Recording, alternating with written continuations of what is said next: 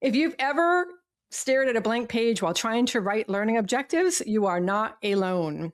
Most instructional designers, when they first start out, learning objectives can be one of the most intimidating, overwhelming things they find themselves doing. But it doesn't have to be that complicated. Today, Chuck and I are going to break it down for you and explain to you how you can write these learning objectives without overcomplicating things.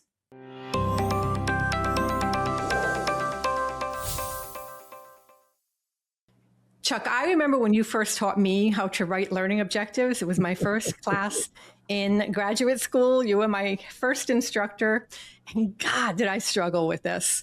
Oh my goodness. I used words that made you want to pull your hair out of your head, I think, because learn how to do this, understand how to do that. I would make learning objectives sound just like that. And I would get feedback back from you with if you could be crossing it out with a big red X, you would have, but it was an online class. Instead, you expertly explained to me why learn and understand and verbs like that are very weak and actually are not going to serve their purpose for you. So let's talk a little bit about the basics and why words like learn and understand will not cut it when it comes to learning objectives. So let's start with the basics, Chuck. Why do we even write learning objectives in the first place? Well, that's a good question. And this is what separates the people that do this for a living and people that have no training in it.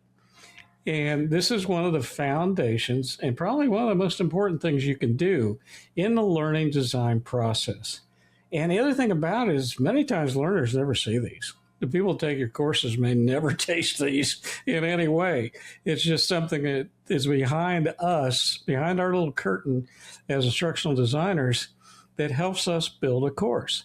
And the reason they're so important is because if we don't know where we want these folks to go, they're never going to get there. I mean, 20, 30% of people might get through something if you don't help them by identifying what it is they need to be able to do at the end of something. So Dr. Cook always looked at it as a destination. What is a destination for your learners? What do you want them to be able to do? What is that accomplishment? What is that metric? What is the thing that you can look at and say, yeah, they got mastery in this. And by the way, that matches the objective we wrote for them, which we now call what? Performance agreement. There you go. You were listening to my class. Yes. Hallelujah. So these are not easy, Denise. I struggled with them. Dr. Cook used to smack me in the side of the head and say, Chuck, come on. Come on. Tell me what this person's got to be able to do. Tell me what they're going to look like. Tell me what they're going to know. How are you going to know they know it? All these things. And the reason it's so important to us is because we really have no foundation if we don't do this. But this is something that you cannot explain easily to anybody else. Boards of directors, they like goals. Okay, I want all these people to be better employees. I want my productivity up. I want my safety record better. That's what they care about. Okay, well, it might be 500 objectives to be able to get me to that for you as an organization. So the fact that designers learning design struggle with this shouldn't surprise anybody. It takes time for this to settle in.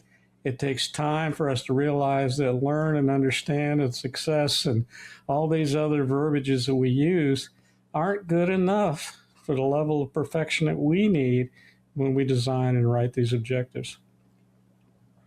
What would you say, in your opinion, is the most common mistake that you see when people are writing learning objectives? They write with a mentality about, if I sit through this as a learner, that's good enough. And this is one of the key points. We talk all the time about, can we actually do training for a specific problem that exists? So this is like the next step of that.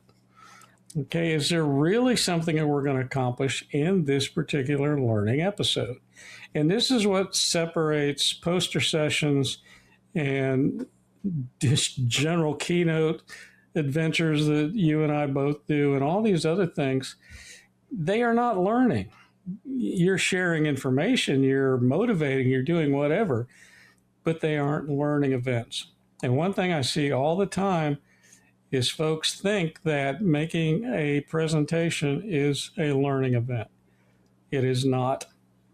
And I get pushback on this all the time, but I tell them, okay, how do you know anybody heard anything you said?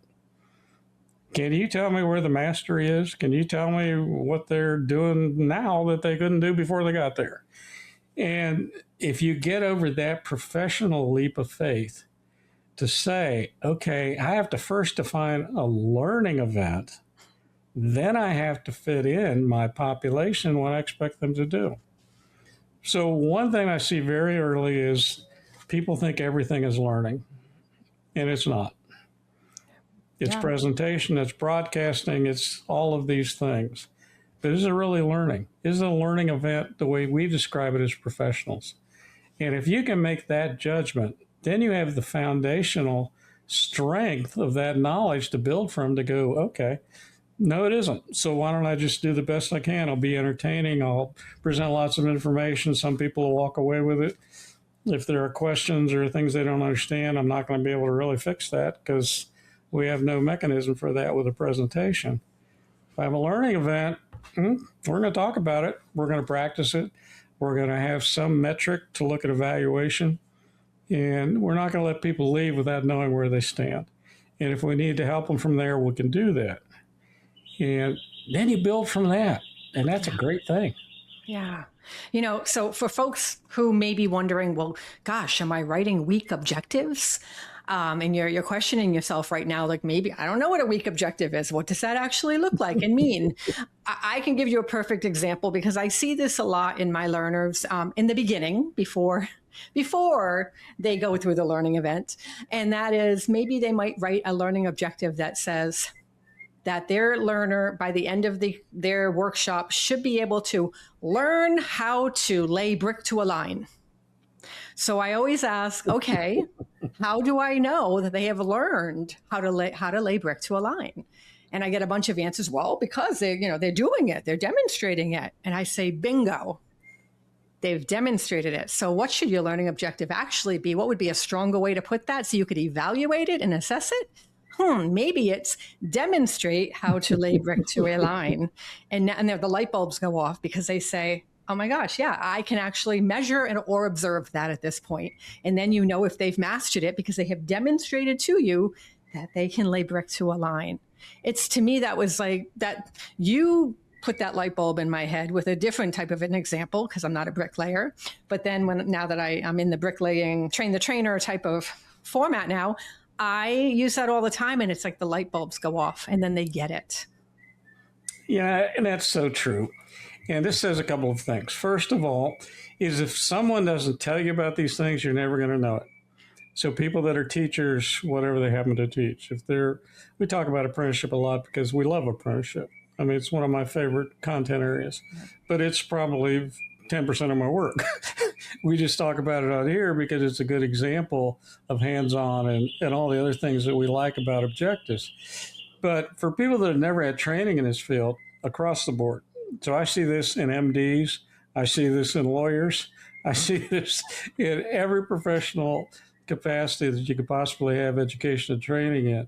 So it's not just people that have never done anything else, it's everybody, because our assumption is we have now sat through so many days and hours and weeks and months and years of courses, and nobody ever explained to us to any detail how these things should look.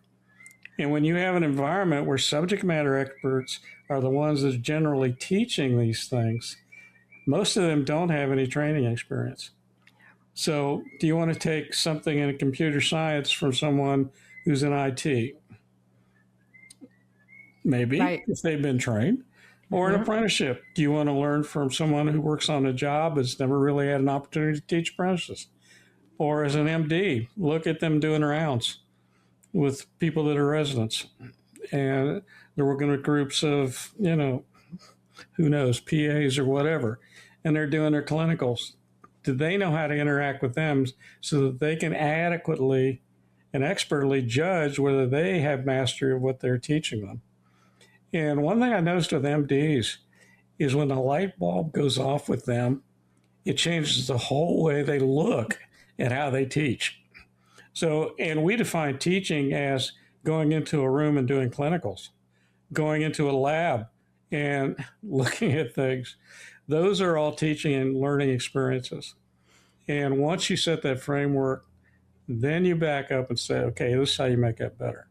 So, apprenticeship, clinicals in a hospital, it's all the same stuff. And once you define what you want someone to be able to do, and you do it with the level of proficiency that we expect, not every time a 4-part objective, but there are even 6-part objectives. If you go back and look at the history of objectives, there's some out there that are just outrageously detailed. We're not that crazy, but we do want behaviors, and we do want conditions, and we do want the evaluative element. So we want, A, B, C, D, yeah, audience, we can figure that out. But even trying to figure out audience sometimes confuses people. Because if you don't know what your audience is, how can you teach to them? And maybe you got 5 audiences. Oh, I need 5 courses. So all this stuff is incredibly important. But the point that you bring up is that when you first enter into this world, it's all very confusing. And there's no expectation that this is going to come naturally to somebody. This is something you have to learn and practice and get comfortable with. I had to do it. You had to do it. All of our students have to do that. But once they get it, and then once you add in this whole notion of systems, okay, all these things are related. It's not just these 4 parts of an objective, but it's how you set up your conditions and how your population feels about the environment and all the professional side of learning design that's 99% hidden from everyone who takes a course from us. Yeah.